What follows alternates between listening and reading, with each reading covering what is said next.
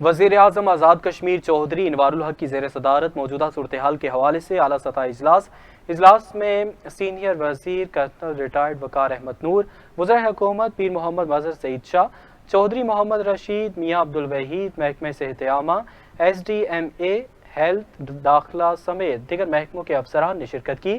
اس دوران S D M اے، صحت عامہ سمیت دیگر متعلقہ حکام نے وزیر اعظم آزاد کشمیر کو موجودہ صورتحال اور ایمرجنسی رسپانس پر بریفنگ دی، اور وزیر اعظم آزاد کشمیر نے ایس ڈی ایم اے کو فوری طور پر ایمرجنسی ڈکلیئر کرنے کی ہدایت کی۔ وزیر اعظم کی ہدایت پر تمام وسائل حالت جنگ سے نمٹنے کے لیے مختص کر دیے گئے۔